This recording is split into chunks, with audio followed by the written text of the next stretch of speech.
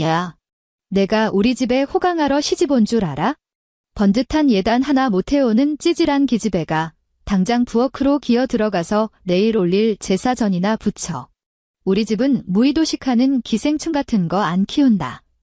신혼 첫날, 시어머니는 우리 집 현관 도어록을 삑삑 누르고 들어와서는 기름때에 전 행주를 내 얼굴에 사정없이 집어 던졌다. 그 아나무인인 얼굴을 보며 나는 여느 새댁들처럼 눈물을 짜내는 대신 얼음물을 벌컥벌컥 들이켜고는 코웃음을 쳤다. 기생충이라고? 정말 기가 찰 노릇이었다. 시어머니는 아마 꿈에도 모를 것이다. 자기 아들이 남들 보기에 번지르르하게 생색내던 이 마포구 30평형 아파트의 8억 원짜리 전세금도 그 안에 들어있는 최고급 수입 가전제품들도 전부 내가 결혼 전에 피땀 흘려 모은 돈으로 장만했다는 사실을 말이다. 내가 공짜로 밥만 축낸다고 여긴다면 진짜 빈털터리가 무엇인지 똑똑히 보여주마. 구독 버튼을 눌러 여주인공의 반격이 어떻게 펼쳐질지 함께 지켜봐 주시기 바랍니다. 자, 이제 이야기가 시작됩니다. 무거운 웨딩드레스에 짓눌렸던 허리춤의 붉은 자국이 아직도 욱신거리는 가운데 현관 쪽에서 소름 끼치는 도어록 버튼음이 들려왔다. 10월 12일 늦은 밤, 서울 마포구에 위치한 이 고급 아파트는 아직 보일러의 온기가 다 돌지 않아 서늘했다. 20분 전, 나의 신혼 남편 박민우는 양복을 갈아입고 넥타이를 매며 결혼식장에서 수없이 사랑을 맹세했던 그 입술로 내게 말했다. 친구들과 해장국 한 그릇 먹으며 축하 파티를 하고 올 테니 외국계 기업의 수석 데이터 분석가인 나더러 먼저 짐을 정리하고 있으라고 말이다. 나는 그 말을 믿었다. 심지어 찬바람에 뒤집힌 그의 옷깃을 다정하게 여며주기까지 했다. 하지만 지금 찰칵하는 경쾌한 기계식 잠금 해제 소리와 함께 육중한 현관문이 거칠게 열렸다. 초겨울의 한기가 섞인 복도의 찬바람이 순식간에 거실을 가득 채웠고 방금 옷걸이에 걸어둔 실크 잠옷이 파르르 떨렸다. 뾰족한 하이힐을 신고 내 신혼의 영역으로 쳐들어온 사람은 다름 아닌 시어머니와 민우의 여동생, 그러니까 신우이였다. 그들은 현관에 가지런히 놓인 손님용 슬리퍼로 갈아 신을 생각조차 하지 않았다. 시어머니의 복도 먼지가 묻은 구두가 내가 어제 두 손으로 정성껏 닦아놓은 원목마루를 그대로 짓밟으며 둔탁하고 오만한 소리를 냈다. 신우이는 그 뒤를 바짝 따르며 반쯤 남은 아이스 아메리카노를 든 채 마치 레이더처럼 거실의 모든 물건을 훑어보고 있었다. 아이고, 무슨 영안실처럼 썰렁하네. 시어머니의 표독스러운 목소리가 텅 빈 거실에 울려 퍼졌다. 그녀는 내 쪽은 쳐다보지도 않은 채 거실 중앙에 놓인 1,500만 원짜리 이탈리아산 천연 가죽 소파를 향해 직진했다. 오랜 주방 일로 굳은 살이 두껍게 박인 그녀의 손가락이 그 부드러운 가죽 표면을 사정없이 긁어대더니 이내 못마땅한 듯 입술을 비죽거렸다. 이게 내가 해온 혼수냐. 요즘 젊은 여자들은 겉멋만 들었다더니 내 그럴 줄 알았다. 이 소파 색깔 좀 봐라. 칙칙하게 이 무슨 신혼 분위기냐?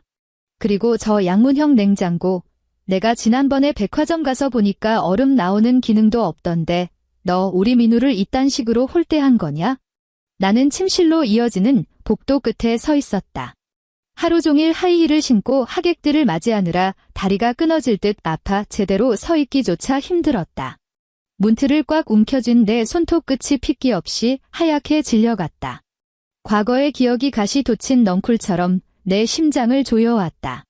불과 3개월 전 민우는 강남의 그 비싼 프렌치 레스토랑에서 내 손을 꼭 쥐고 눈시울을 붉히며 말했다.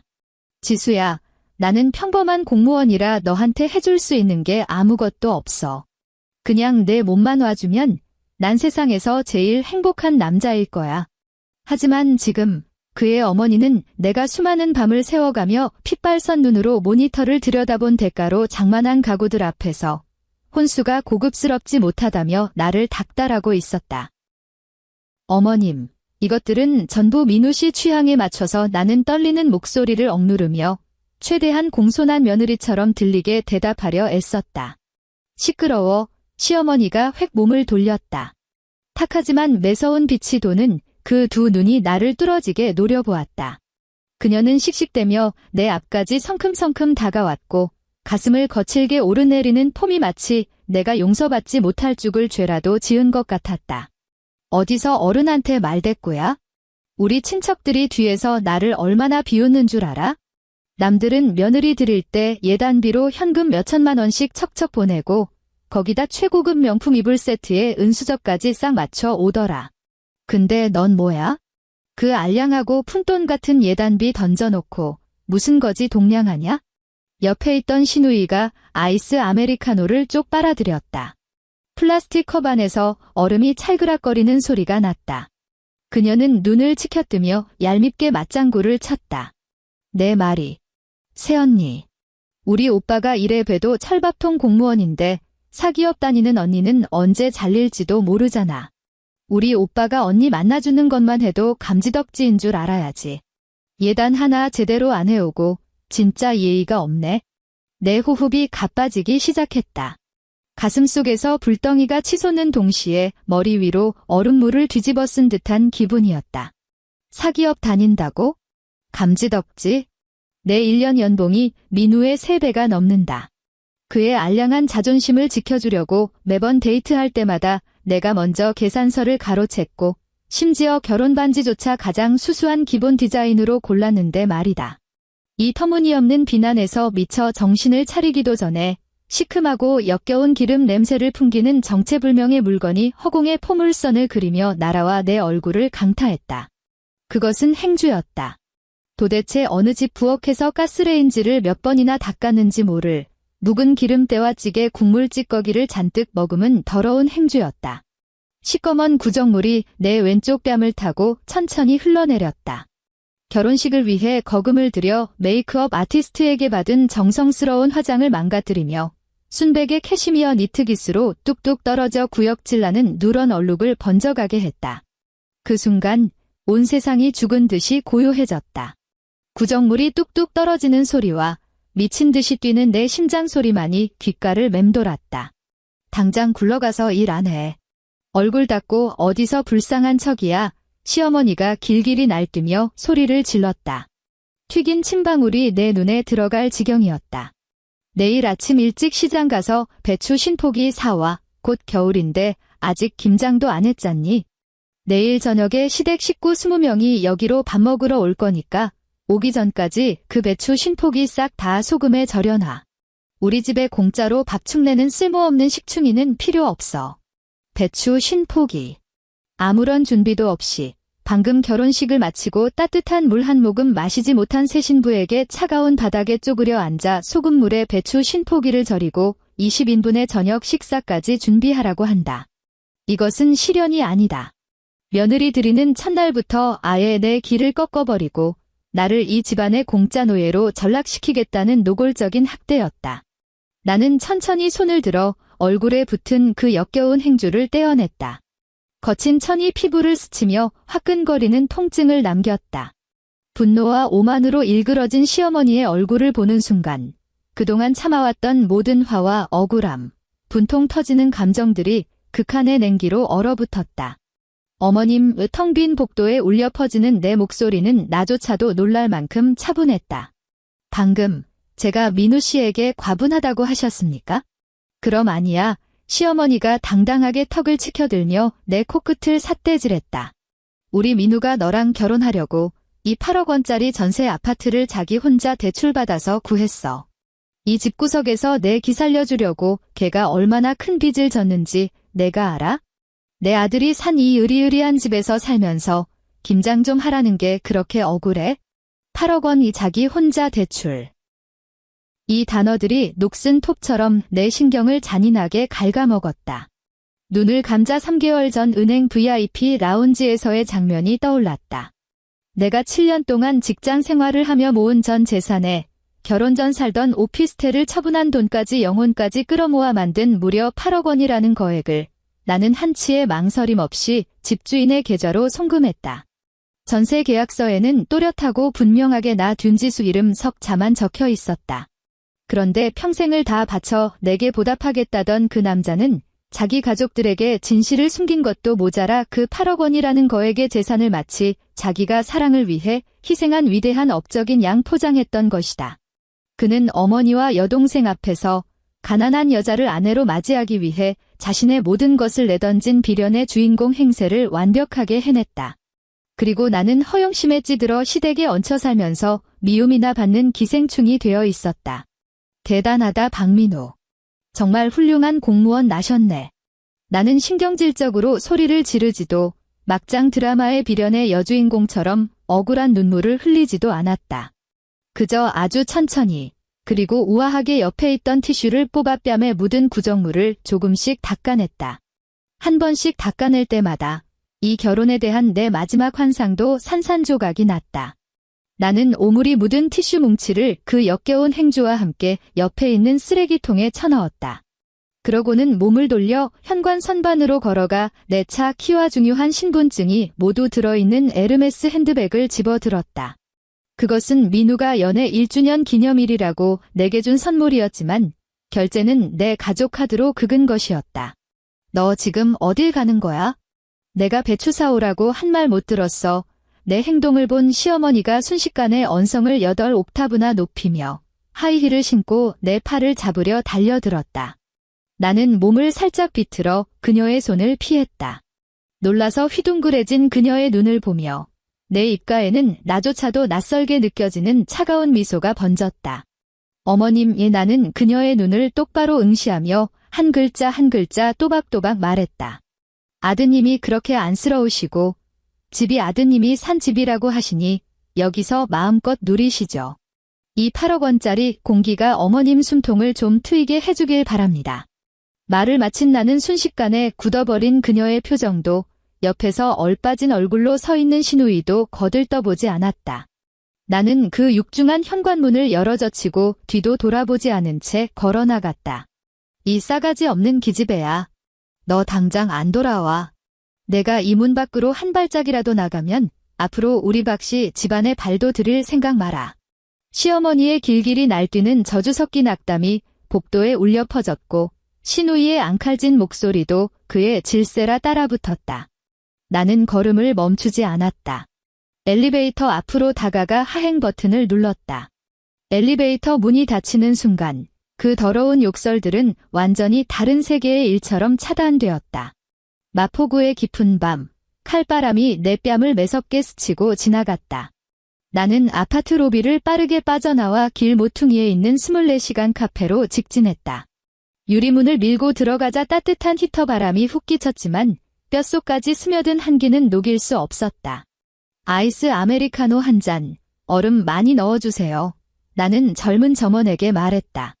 커피를 받아들고 구석 자리를 찾아 앉았다. 나는 얼음을 오도독 깨물어 삼키며 그 찌를 듯한 냉기가 식도를 타고 위장까지 내려가게 내버려 두었다. 분노로 인해 경련이 일어나는 위장을 강제로 진정시키기 위해서였다.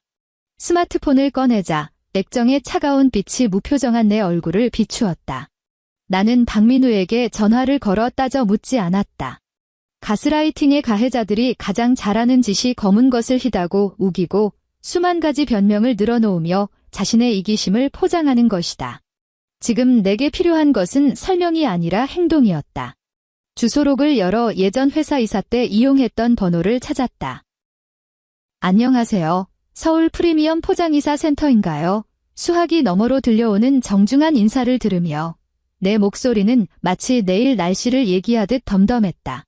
네, 접니다. 지금 당장 VIP 긴급 서비스가 필요합니다. 주소는 마포구. 나는 그 아파트의 동호수를 불러주었다. 네, 지금 당장이요. 비용은 상관없습니다. 야간 할증에 급행료까지 3배로 지불하겠습니다. 제 요구사항은 딱 하나입니다. 나는 잠시 말을 멈추고 카페 유리창 너머로 환하게 불이 켜진 그 아파트 단지를 바라보았다. 그 집 안에 있는 제 물건은 하나도 빠짐없이 전부 다 빼주세요. 양문형 냉장고부터 가죽 소파, 침실 매트리스, 욕실의 비데, 심지어 부엌에 있는 냄비와 그릇 하나까지 싹 다요. 그 집에는 내력벽 빼고는 아무것도 남지 않게 해주세요. 통화를 마친 직후 나는 곧바로 집주인의 번호를 눌렀다. 신호음이 한참 울린 뒤에야 잠에 취한 집주인의 목소리가 들려왔다. 여보세요? 윤지수 씨. 이 밤중에 무슨 일이시죠? 늦은 시간에 연락드려 정말 죄송합니다. 나는 가장 사무적인 어투로 말했다. 마포구 아파트 전세 세입자 윤지수입니다. 개인적인 사정으로 인해 지금 이 시간부로 전세 계약 해지를 공식적으로 통보합니다. 계약은 저 단독 명의로 체결되어 있고 위약금은 계약서에 명시된 대로 전세금에서 차감해 주십시오. 법정 기한 내에 남은 전세금 8억 원은 제 지정 계좌로 반환해 주시길 바랍니다. 집주인은 갑작스러운 통보에 잠이 확 깬 듯 도대체 무슨 일이냐며 연신 캐물었다. 나는 구구절절 설명하지 않고 예의를 갖춰 요구사항만 다시 한번 확인시킨 뒤 내일 아침 일찍 공식적인 내용 증명을 우편으로 발송하겠다고 전했다. 이 모든 일을 끝낸 뒤 나는 카페 의자 등받이에 기대어 길고 탁한 숨을 내쉬었다. 그때 스마트폰 화면에 결제 알림 문자가 연달아 떴다. 찍혀있는 그 엄청난 금액들을 보면서도 나는 분노조차 느껴지지 않았다.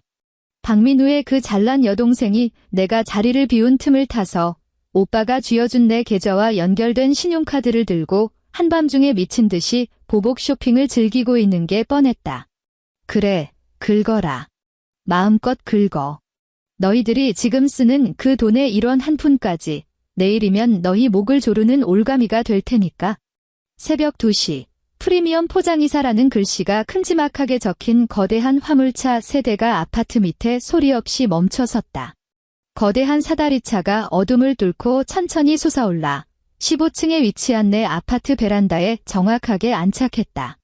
내가 집의 명백한 전세권자이고 모든 가구와 가전의 구매 영수증을 소지하고 있었기에 이사업체 직원들은 내 신분증과 바닥에 펼쳐놓은 수많은 영수증을 확인한 후 극도로 전문적인 솜씨를 발휘하기 시작했다.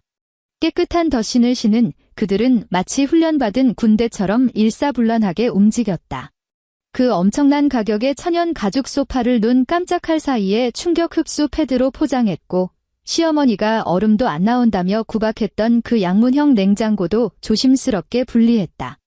심지어 거실 창문에 달아놓은 200만 원짜리 맞춤형 암막 커튼까지 하나도 남김없이 떼어냈다. 나는 카페에 앉아 스마트홈 앱을 통해 이 모든 과정을 서늘한 눈으로 지켜보고 있었다. 화면 속 공간은 물건들로 꽉 차 있다가 텅 비어가기 시작했다. 따뜻하고 화려했던 신혼집은 불과 2시간 만에 모든 생기와 색채를 빼앗겼다. 가구가 빠져나간 벽에는 허연 자국만 남았고 맨바닥에는 머리카락 한 올조차 남지 않았다. 마지막 직원이 욕실의 비데까지 떼어 어깨에 둘러매고 현관을 나서는 순간 나는 앱의 원격 제어 버튼을 눌렀다. 스마트홈 앱의 현관 도어록 비밀번호를 변경하시겠냐는 확인 메시지가 떴다. 나는 한치의 망설임 없이 확인을 누르고 박민우와는 전혀 상관없는 완전히 새로운 숫자 조합을 입력했다. 새벽 4시. 강남에 위치한 5성급 호텔 스위트룸.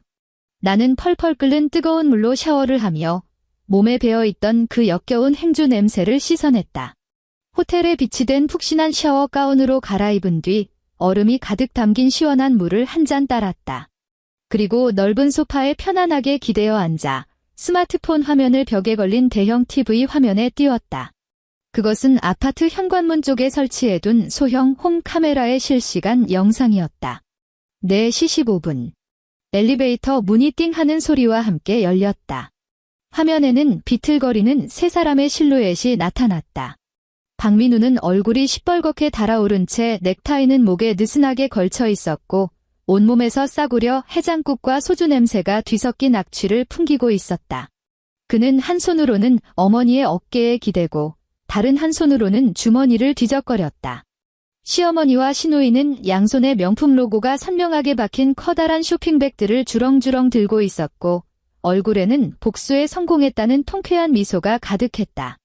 오빠, 아까 그 여자 나갈 때 얼마나 기고만장했는지 오빤 모를 거야. 시누이가 뾰족한 구두 소리를 내며 현관문으로 다가가 안 그래도 부풀려진 사실에 살을 더 붙여 불평을 늘어놓았다. 자기가 무슨 재벌집 외동딸이라도 되는 줄 안다니까? 엄마가 김장 좀 거들라고 한 것 가지고 얼굴을 싹 바꾸면서 나가버리잖아. 완전히 버르장머리를 고쳐놔야 해. 내 말이 시어머니가 코웃음을 치며 들고 있던 쇼핑백을 다른 손으로 옮겨들었다. 민우야, 이번엔 절대 그년 오냐오냐 해주면 안 된다. 내일 풀 죽어서 돌아와 매달리면 당장 현관문 앞에 무릎 꿇고 싹싹 빌게 만들어야 해. 안 그러면 나 이 일 절대 안 넘어간다. 박민우는 술트림을 꺽하며 혀가 꼬인 목소리로 중얼거렸다. 엄마, 걱정 마세요. 지수가 고집이 좀 세서 그렇지 저 엄청 사랑해요. 이 아파트 전세금도 내가 무리해서 구한 건데 걔가 여길 어떻게 나가요? 내일 술 깨고 나서 전화 한 통 걸고 대충 달래주면 알아서 기어 들어와서 배추 절일 겁니다. 그는 비틀거리며 육중한 현관문 앞으로 다가가 익숙하게 손가락을 뻗어 도어록 번호판에 자기 어머니의 생년월일을 꾹꾹 눌렀다. 빅, 빅, 빅, 빅. 신경질적인 오류음이 울렸다. 어두운 복도에 빨간색 경고등이 번쩍였다. 박민우는 멈칫했다. 그는 자기가 술에 취해 번호를 잘못 눌렀나 싶어 머리를 툭툭 치더니 숨을 크게 들이마시고 다시 한번 아주 천천히 번호를 눌렀다. 여전히 짜증나는 오류음이 돌아올 뿐이었다. 왜 이래? 도어록 고장났어. 시어머니가 짜증을 내며 다가왔다. 너 비밀번호 까먹은 거 아니야? 내 생일이라며? 그럴 리가 없는데 박민우는 술이 반쯤 깬 듯 미친 듯이 번호판에 온갖 조합을 두들겨 대기 시작했다. 내 생일, 자기 생일, 우리가 처음 만난 기념일. 그가 아무리 눌러대도 돌아오는 것은 무자비한 오류 경고음뿐이었다. 시발. 그 미친년이 비번 바꾼 거 아니야. 마침내 상황을 파악한 박민우는 분노로 인해 안 그래도 붉은 얼굴이 흉측하게 일그러졌다. 그는 발을 번쩍 들어 견고한 현관문을 사정없이 걷어찼고 복도 전체가 쩌렁쩌렁 울릴 만큼 엄청난 굉음이 터져나왔다. 문 열어. 윤지수 당장 문 열라고. 너 아주간이 배 밖으로 나왔지? 내가 산 집 비밀번호를 내 맘대로 바꿔? 내일 당장 이혼 도장 찍을 줄 알아. 그는 문밖에서 이성을 잃은 짐승처럼 미친 듯이 악을 썼다. 그의 고함 소리에 센서등이 켜졌고 시어머니와 시누이의 얼굴에 서서히 피어오르는 경악스러운 표정이 환하게 드러났다. 오빠 그만 좀 두드려. 동네 사람들 다 나오겠어. 시누이가 겁에 질린 채 그의 옷자락을 끌어당겼다. 내가 뭘 무서워해. 이거 내 집이야. 박민우는 여동생의 손을 거칠게 뿌리치고는 시어머니를 향해 소리쳤다. 엄마, 조금만 기다리세요. 지금 당장 열쇠 수리공 부를 테니까. 오늘 이 문구멍을 박살을 내서라도 그 건방진 년 끌어내서 엄마한테 무릎 꿇릴 테니까. 20분 뒤 잠이 덜 깬 열쇠 수리공이 공구함을 들고 현장에 도착했다. 박민우의 신분증을 확인하고 엄청난 야간 출장비를 챙긴 수리공은 전기 드릴을 꺼내 그 비싼 도어록을 강제로 부숴버렸다. 잠금 장치가 파괴되는 날카로운 소리가 적막한 복도를 찢어놓았다. 박민우는 거칠게 문을 열어젖히고 신발조차 벗지 않은 채 집 안으로 돌진했다. 윤지수. 당장 짐 싸서 꺼지. 그의 노호성은 목구멍 끝에서 뚝 끊기고 말았다. TV 화면을 통해 거실 구석에 살아남은 비상용 카메라의 렌즈 너머로 그들 세 사람이 현관에 얼어붙은 우스꽝스러운 모습이 선명하게 보였다. 따뜻한 조명도 푹신한 천연 가죽 소파도 그 거대한 양문형 냉장고도 없었다. 심지어 창문에 달려있던 암막 커튼마저 사라져버려 아무것도 가려지지 않은 통유리 창을 통해 복도 불빛이 스며들어오고 있었다. 그 빛에 비친 거실은 마치 이제 막 시멘트를 들이붓고 아직 인테리어조차 하지 않은 차갑고 휑한 공사판과 다름없었다. 텅 비어 있었다. 죽은 듯한 공허함 뿐이었다.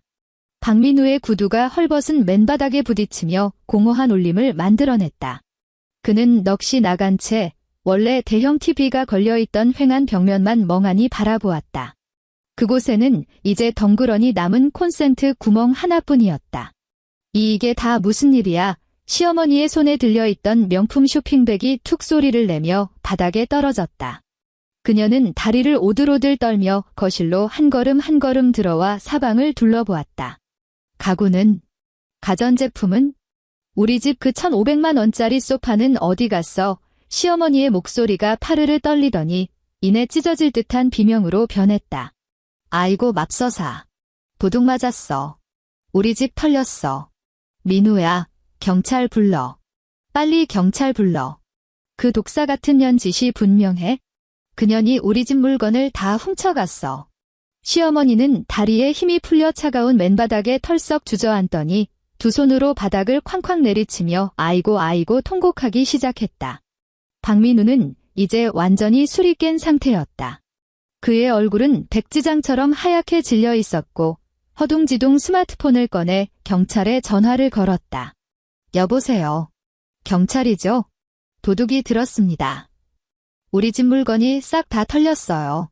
제 아내 짓입니다. 그 여자가 제 재산을 몽땅 훔쳐갔다고요. 빨리 사람 보내서 그 여자 좀 잡아 쳐넣어 주세요. 15분 뒤 2명의 순찰대원이 현장에 도착했다. 나는 호텔 소파에서 좀 더 편안한 자세로 고쳐 앉은 뒤 리모컨을 집어들어 TV 볼륨을 조금 더 높였다. 경찰 양반. 그 악독한 년 당장 잡아 넣어줘요. 완전 도둑년이야. 내 아들이 8억이나 주고 구한 전셋집에 있는 물건을 싹 다 훔쳐 도망갔다고요. 시어머니는 경찰을 보자마자 마치 동아줄이라도 잡은 듯 달려들어 먼지 한 톨 없이 텅 빈 방을 가리키며 울부짖었다. 젊은 경찰관은 먼지 하나 남지 않은 너무나도 깨끗한 방을 미간을 찌푸린 채 빙 둘러보고는 박민우를 향해 시선을 돌렸다. 박 선생님, 이게 정말 절도 사건이 맞습니까? 아내분이 본인 집에 물건을 가져간 것은 가정 내 분쟁이나 민사 사건으로 분류되기 때문에 일반적으로 절도죄가 성립되지 않습니다. 무슨 가정 내 분쟁입니까? 저 물건들 다 내 돈으로 산 거라고요. 이 아파트 전세금도 내가 다 낸 건데 박민우는 자기 안에서 치밀어 오르는 어떤 거대한 공포를 숨기려는 듯 목청을 높여 뻔뻔하게 악을 썼다. 바로 그때 호텔 거실 테이블 위에 올려둔 스마트폰 화면이 환하게 밝아졌다.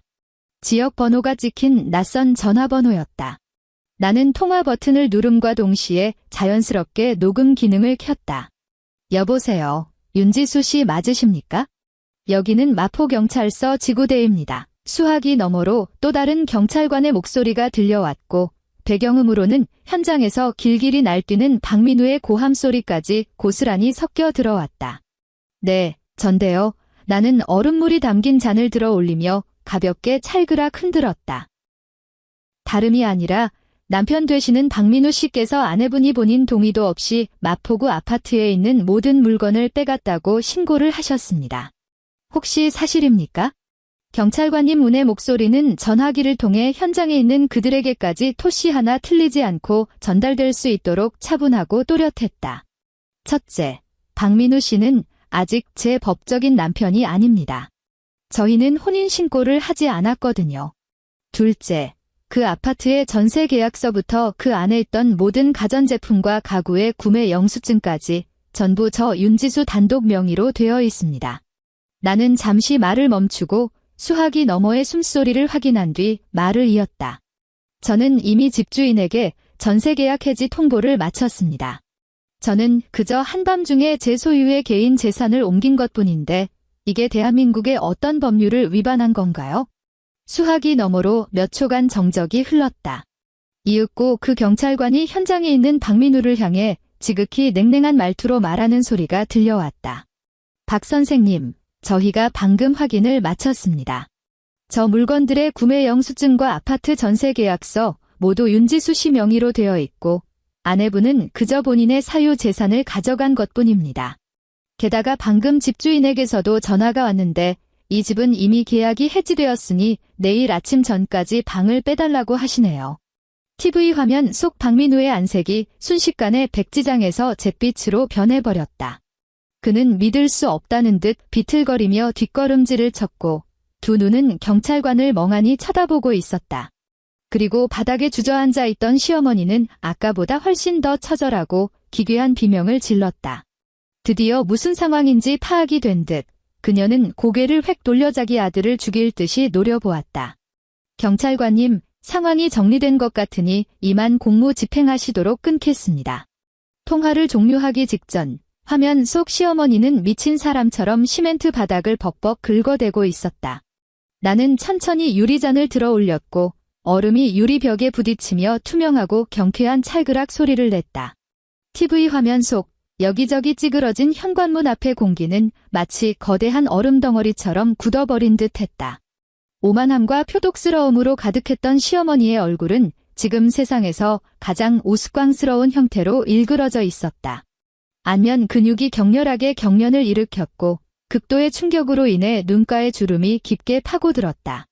내일 아침 전까지 방을 빼달라는 그 경고는 마치 녹슨 쇠망치가 되어 그녀의 헛된 허영과 환상을 무참히 산산조각 내버렸다. 탁하게 흐려진 그녀의 두 눈이 아주 천천히 1mm씩 돌아가더니 마침내 박민우의 얼굴에 정통으로 꽂혔다.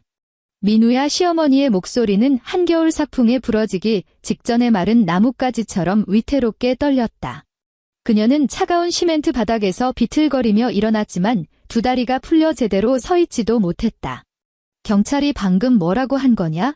전세 계약서가 그녀 이름으로 되어 있다니 그게 대체 무슨 소리야? 이 8억짜리 전세금 내가 혼자 은행 가서 대출받은 거라고 했잖니. 내가 산 집이라고 했잖아. 박민우는 온몸이 빳빳하게 굳은 채 제자리에 서 있었고 이마에는 식은땀이 비 오듯 맺혔다. 살을 이는 듯한 겨울밤인데도 그의 와이셔츠 등판은 땀으로 흠뻑 젖어 있었다. 그는 입을 뻐끔거리며 목구멍으로 쇳소리만 컥컥 뱉어낼 뿐 단 한 글자도 변명조차 짜내지 못했다. 거짓말이 난폭하게 찢겨나가는 순간 그 자리에 남은 것은 수치심이 아니라 철저한 파멸이었다. 시어머니의 시선이 천천히 아래로 향하더니 옆에 서 있던 신우이의 손끝에 머물렀다. 신우이의 손에는 2시간 전 내 가족 카드로 백화점을 휩쓸며 긁어댄 전리품, 커다란 샤넬 로고가 박힌 검은색 쇼핑백이 꽉 쥐어져 있었다. 이 미친놈아. 이 몹쓸 사기꾼아. 시어머니가 갑자기 짐승처럼 끔찍한 비명을 터뜨렸다. 그녀는 신우이에게 득달같이 달려들어 그 무거운 명품 쇼핑백을 확 낚아채더니 획 돌아서서 온몸에 체중을 실어 비싼 가죽 가방이 든 그 무거운 덩어리를 박민우의 머리통을 향해 사정없이 후려갈겼다. 두껍고 단단한 포장 상자의 모서리가 박민우의 관자놀이를 정확하게 강타하며 둔탁하고 소름 끼치는 소리를 냈다. 박민우는 피할 새도 없이 척추가 끊어진 들깨처럼 휑한 맨바닥에 쿵 하고 처박히더니 저 멀리까지 볼품없이 미끄러졌다. 오빠, 신우이가 비명을 지르며 들고 있던 아이스 아메리카노 반잔을 내동댕이 쳤다. 갈색 커피물과 얼음 조각들이 먼지투성이 바닥에 흉하게 쏟아져 내렸다. 그것은 마치 그들 가족의 바닥까지 떨어진 너덜너덜한 자존심의 색깔 같았다. 현관에 서 있던 2명의 순찰대원은 이 밑바닥 가족의 막장극을 경멸과 냉소가 가득한 눈으로 쳐다보고만 있었다. 그들은 굳이 나서서 말리지도 않은 채 마치 쓰레기 더미에서 서로를 물어뜯는 바퀴벌레 2마리를 구경하듯 그 모든 상황을 싸늘하게 주시했다. 나는 호텔의 푹신한 천연 가죽 소파에 기대 앉아 입안의 얼음물을 천천히 목구멍으로 넘겼다. 뼛속까지 시린 한기가 식도를 타고 내려가며 8년이라는 기나긴 연애 기간 동안 내 마음 깊은 곳에 남아있던 마지막 한 줌의 온기마저 차갑게 얼려버렸다. 나는 리모컨을 들어 전원 버튼을 눌렀다. 화면은 순식간에 암흑으로 변했고 그들의 발악하는 추태도 나의 세계에서 완전히 차단되었다. 다음 날 이른 아침, 서울의 하늘은 두꺼운 잿빛 소미불을 덮어 씌운 것처럼 잔뜩 찌푸려 있었고 햇빛 한 줌조차 새어나오지 않았다. 대리석 협탁 위에 올려둔 스마트폰이 요란하게 진동하기 시작했다. 화면에는 박민우라는 이름이 번쩍거렸다. 나는 바로 전화를 받지 않았다. 그저 침대 가장자리에 고요히 앉아 매끄러운 테이블 위에서 미세하게 이동하는 스마트폰을 지켜보며 넓은 스위트룸에 울려 퍼지는 다급한 진동 소리를 듣고만 있었다. 1번, 2번, 3번 진동이 멈추더니 2초 뒤 다시 미친 듯이 울리기 시작했다. 나는 손가락을 뻗었다. 간밤의 피로 탓인지 손끝이 하얗게 질려 있었다.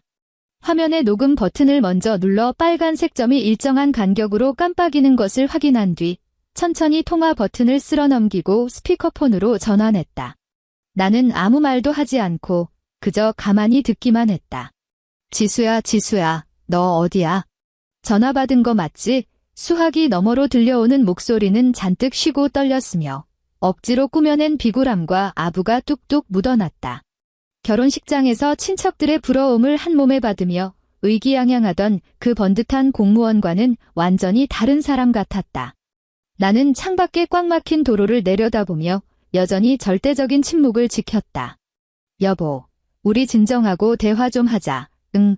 박민우는 내가 아무 대답이 없자 말투가 더욱 다급해졌고 심지어 울먹이는 기세까지 보이며 자신이 가장 잘하는 가스라이팅을 시도했다.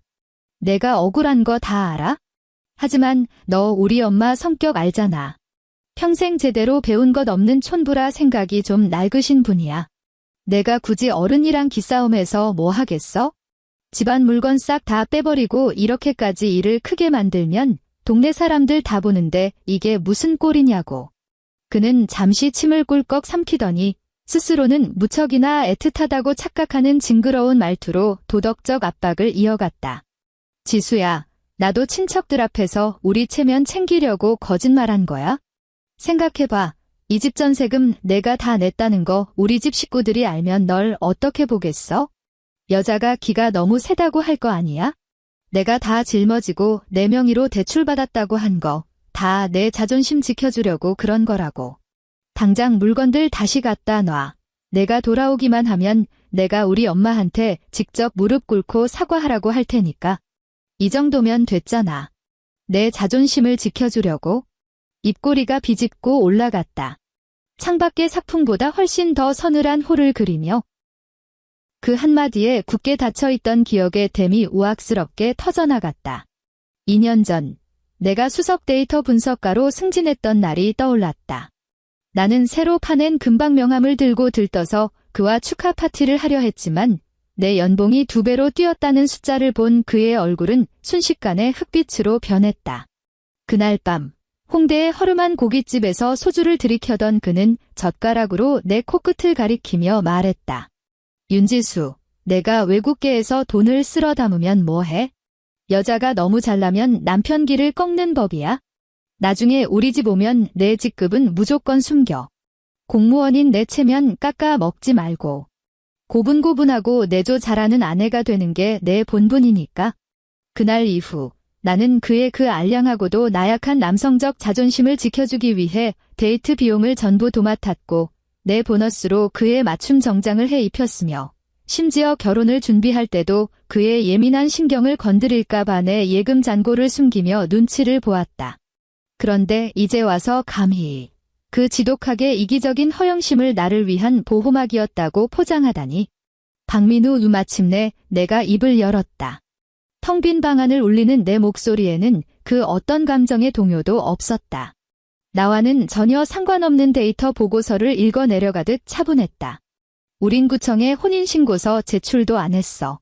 법적으로 우린 완벽한 남남이고 사실혼 관계로 보더라도 어젯밤 그 걸레짝이 내 얼굴에 날아온 순간 이 결혼은 완전히 파탄났어.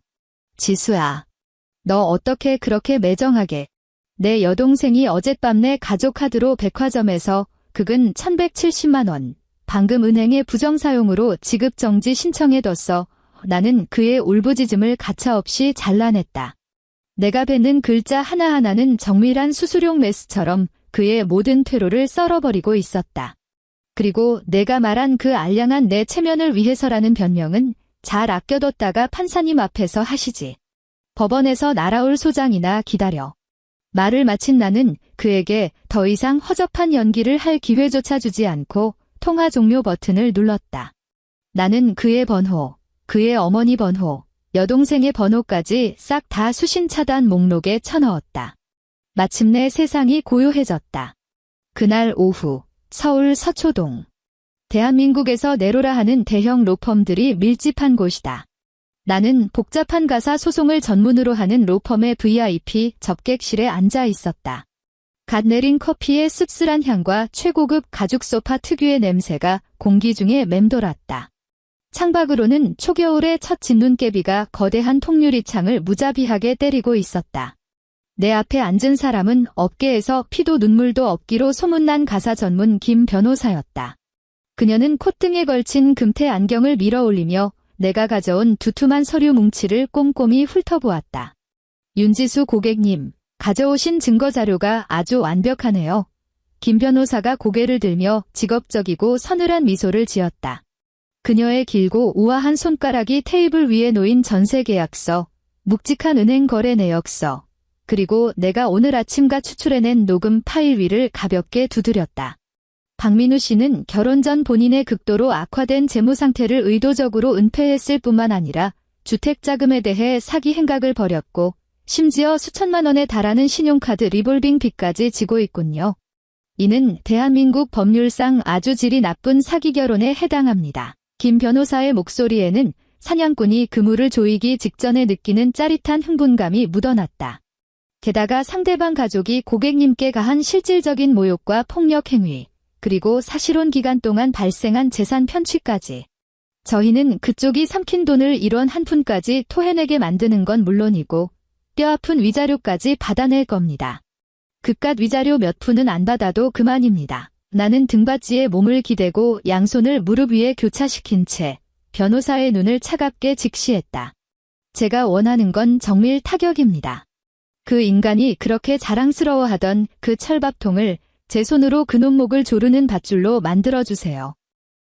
김 변호사는 내 의도를 완벽하게 파악했다는 듯 소리내어 웃었다. 덫에 걸려 허우적대는 사냥감의 꼴을 이미 본 사람의 웃음이었다. 원하시는 대로 해드리죠. 당장 오늘 오후에 법원에 재산가압류 신청을 넣겠습니다. 첫 번째 단계로 박민우 씨의 공무원 급여 통장과 퇴직금 계좌에 새빨간 압류 딱지를 붙여드리겠습니다. 빨간 압류 딱지. 대한민국에서 체면을 목숨보다 중시하는 공무원에게 그것은 곧 사회적 사형 선고나 다름없었다. 일주일 뒤. 나는 그 현장에 직접 있지는 않았지만 김 변호사의 보고만으로도 그 극도로 짜릿한 장면을 완벽하게 머릿속에 그릴 수 있었다. 그곳은 박민우가 근무하는 구청 청사였다. 한창 업무가 진행 중인 오후 시간, 사무실에는 지루한 키보드 두드리는 소리만 울려 퍼지고 있었다. 그런데 갑자기 법원 집행관 몇 명이 절대적인 법적 효력을 지닌 급여 압류 통지서를 들고 인사과 문을 박차고 들어왔다. 대한민국처럼 위계 질서가 엄격하고 평판이 목숨과도 같은 공무원 조직에서 비밀 따위가 지켜질 리 만무했다. 법원에서 날아온 공문은 순식간에 구청 전체를 뒤흔드는 초대형 폭탄이 되었다. 방금 전까지 정수기 앞에서 주말 골프 약속을 잡던 동료들은 일제히 목소리를 낮춘 채 구석자리에 앉아 안색이 백지장처럼 굳어버린 박민우를 전염병 환자 보듯 곁눈질했다. 그 소문 들었어? 박민우 씨 월급 통장 법원에서 가압류 들어왔대. 그 잘난 척하던 고급 전셋집, 완전 사기 결혼 쳐서 얻은 거라며. 헐, 평소에 자기네 집안 빵빵하다고 그렇게 입을 털더니? 알고 보니 카드값도 못 막는 빈털터리에 지 엄마가 마누라 패는 것까지 놔뒀다가 신혼 첫날에 여자한테 쫓겨났대. 저렇게 인성바닥인 사기꾼이 어떻게 우리 구청에 계속 붙어있지? 공무원 망신은 혼자 다 시키네. 수군거리는 소리들은 독을 잔뜩 바른 바늘이 되어 박민우의 허영심 가득한 심장에 정확하게 꽂혔다. 그가 오랫동안 공들여 포장해온 순정파의 돈 많은 청년 엘리트라는 이미지는 그 순간 완벽하게 붕괴하여 구역질나는 진흙탕으로 변해버렸다. 이미 따놓은 당상이라 여겼던 승진 후보에서도 즉각 제외되었고 부서장은 그를 따로 서장실로 불러내 1시간 동안이나 호통을 치며 공무원의 품위를 심각하게 훼손한 이 스캔들을 당장 수습하라고 닥달했다. 그의 앞길은 완벽하게 틀어막혔다. 그는 남은 평생 동안 가장 말단 자리에서 동료들의 멸시와 조롱을 견디며 시궁창 쥐새끼처럼 비참하게 연명해야 할 것이다. 하지만 이것은 지옥의 서막에 불과했다. 8억 원짜리 전셋집이라는 든든한 방어막을 잃은 박민우 일가족 3명은 마치 껍질이 벗겨진 달팽이처럼 서울의 혹독한 겨울 한파 속에 무방비로 내던져졌다. 박민우의 급여 통장이 법원에 의해 전액 가압류당하면서 매달 최저 생계비만 남게 되자 그들은 가장 허름한 월세방 보증금조차 마련할 능력이 없었다. 은행의 빚 독촉과 신우이의 어마어마한 카드값을 피해 그들은 어쩔 수 없이 관악구의 비좁고 퀴퀴한 골목길 안쪽에 있는 햇빛 한 줌 들지 않는 습기 찬 반지하 방으로 쫓겨나듯 이사해야만 했다. 시간은 흘러 12월 말 서울에 올겨울 첫눈이 내렸다. 유난히 뼛속까지 시린 금요일 저녁이었다. 하늘에서는 굵은 한방눈이 펑펑 쏟아지고 있었고 기온은 영하 10도까지 곤두박질 쳤다. 나는 내 몸에 완벽하게 핏되는 고급 맞춤 정장을 입고 그 위에 최고급 캐시미어 코트를 걸친 채 방금 전에 현금으로 뽑은 벤츠 세단의 운전석에 앉아 있었다. 차 안에는 히터가 빵빵하게 돌아가고 있었고 온열 시트 덕분에 등줄기부터 기분 좋은 노곤함이 퍼져나갔다. 카오디오에서는 잔잔한 첼로 선율이 흘러나와 유리창 밖의 그 춥고 잔인한 세상을 완벽하게 차단해 주었다. 나는 어느 사거리의 신호등 앞에 차를 부드럽게 세웠다. 이곳은 관악구의 낡고 오래된 상가 골목으로 길 양옆으로는 기름때에 전 국밥집과 싸구려 고깃집들이 줄지어 서 있었다. 짙은 틴팅이 된 방음 유리를 통해 내 시선이 우연히 길가의 한 비좁은 골목 어귀에 머물렀다. 온갖 썩은 악취를 풍기는 쓰레기 봉투들이 산더미처럼 쌓인 구석에서 등이 굽은 누군가가 거대한 검은색 음식물 쓰레기 봉투를 낑낑대며 끌어당기고 있었다. 어느 늙은 여자였다. 색깔도 안 맞고 보풀이 잔뜩 일어난 싸구려 스웨터를 몇 겹이나 껴입고 그 거대는 정체 모를 기름때와 찌개 국물이 얼룩진 방수 앞치마를 두르고 있었다. 헝클어진 머리카락은 이마에 찰싹 달라붙은 채 땀과 눈물로 범벅이 되어 있었다. 얼어붙은 빙판길에 발을 헛디딘 그녀는 코를 찌르는 시큼한 냄새가 진동하는 그 쓰레기 더미 위로 처참하게 자빠지고 말았다. 팽팽했던 검은 비닐봉지가 찢어지며 며칠이나 묵었는지 모를 썩은 배추 찌꺼기와 누군가 먹다 버린 소뼈다귀, 그리고 하얗게 굳어버린 소기름 덩어리들이 와르르 쏟아져 나와 그녀의 온몸과 얼굴을 뒤덮었다. 그녀는 눈밭에 엎어진 채 두 손으로 땅을 짚고 일어나려 버둥거렸다. 그녀가 고개를 치켜드는 바로 그 순간 길가에 가로등 불빛이 켜졌다. 희미하고 누런 불빛이 그녀의 얼굴을 비추었다. 나의 시어머니였다. 불과 한 달 반 전 콧대 높게 구두를 또각거리며 내 아파트에 들어와 1,500만 원짜리 천연 가죽 소파를 가리키며 색깔이 칙칙하다고 트집을 잡았던 묵은 기름때가 잔뜩 낀 행주를 내 얼굴에 집어 던지며 배추 신포기를 사다 김장을 하라고 악을 쓰던 바로 그 시어머니였다. 지금 그녀의 두 손은 꽁꽁 언 주방 세제물에 장시간 담가둔 탓에 퉁퉁 붓고 시뻘겋게 얼어 터져 있었고 손등에는 갈라진 틈 사이로 핏물이 배어나오고 있었다. 내 돈을 물쓰듯 펑펑 쓰던 그녀가 자기 딸년이 한도 초과로 긁어버린 카드값을 메꾸기 위해 이 싸구려 국밥집 뒷주방에서 매일 허리가 끊어지도록 하루 10수시간씩 기름진 그릇들을 닦아야만 했던 것이다. 야, 이 노인네야. 쓰레기 하나 버리는데 뭘 그렇게 꾸물거려? 당장 튀어들어와서 그릇 안 닦아. 일단 깎이고 싶어. 국밥집 뒷문을 벌컥 열고 나온 여사장이 허리에 손을 얹은 채 쓰레기 더미에 낮아빠진 시어머니를 향해 쌍욕을 퍼부었다. 시어머니는 깜짝 놀라 몸을 바들바들 떨며 기다시피 해서 몸을 일으키려 했다. 바로 그때 탁하게 흐려진 채 핏발이 선 그녀의 두 눈이 흩날리는 눈발을 뚫고 길가에 세워진 광택나는 검은색 벤츠를 발견했다. 그녀의 시선은 차량 전면의 삼각별 엠블럼을 타고 올라와 유리창 너머로 향했고 이내 운전석에 앉은 나와 정통으로 시선이 얽혔다. 그 순간 시간이 멈춘 듯 했다. 나는 그녀의 눈빛이 멍함에서 경악으로 그리고 극도의 믿을 수 없다는 표정으로 변하다가 마침내 미친 듯한 환희와 끔찍한 절망이 뒤섞인 기괴한 형태로 일그러지는 것을 아주 선명하게 지켜보았다. 지수, 그녀의 입술이 파르르 떨리며 쥐어짜듯 희미한 소리가 새어나왔다. 다음 순간 그녀는 마치 썩은 동아줄이라도 잡으려는 물에 빠진 사람처럼 구역질 나는 쓰레기 더미 속에서 미친 듯이 허우적대며 일어나더니 엉금엉금 기어 내 차를 향해 돌진했다. 지수야. 우리 며느리 지수 아니니? 그녀는 꺼이꺼이 통곡하며 음식물 쓰레기와 기름 범벅이 된 그 더러운 두 손을 뻗어 내 차 창문을 두드리려 했다. 지수야. 내가 잘못했다. 늙은이가 노망이 나서 실수를 했어. 우리 민우 지금 곰팡이 핀 반지하 방에서 매일 술만 퍼마시고 있어. 구청 사람들도 걔를 사람 취급 안 해. 제발 걔 좀 살려다오. 내가 다시 돌아오기만 하면 내가 내 발 밑에 엎드려서 평생 종면 노르지라도 할게. 그녀는 콧물과 눈물을 범벅으로 흘렸고 찬바람에 쩍쩍 갈라진 그 흉측한 얼굴이 내 차 유리창에 바짝 달라붙어 미끈거리는 오물 자국을 남겼다. 나는 엑셀을 밟아 그 자리를 벗어나지도 당장 창문을 내리지도 않았다. 그저 따뜻한 가죽 시트에 앉은 채 마치 비극적인 명화 한 점을 감상하듯 서늘하고도 우아한 눈빛으로 차 밖에서 벌어지는 그녀의 그 추악한 발악을 가만히 내려다보았다. 그녀의 더러운 손이 또다시 차창을 두드리려던 찰나 조수석에 앉아있던 건장한 체격의 남자, 내가 거액을 주고 고용한 전문 경호원이 차 문을 거칠게 열고 나갔다. 각 잡힌 검은 정장에 하얀 장갑을 낀 경호원은 표정 하나 변하지 않고 굵은 팔뚝을 뻗어 시어머니의 목덜미를 낚아채더니 마치 냄새나는 쓰레기 봉투를 던져버리듯 가차없이 그녀를 휙 내동댕이 쳤다. 아악! 시어머니의 끔찍한 비명이 터져나왔고 빙판의 발이 미끄러진 그녀는 또다시 네 다리가 하늘로 솟구치며 썩은 배추 찌꺼기가 널브러진 쓰레기 더미 위로 요란하게 처박혔다.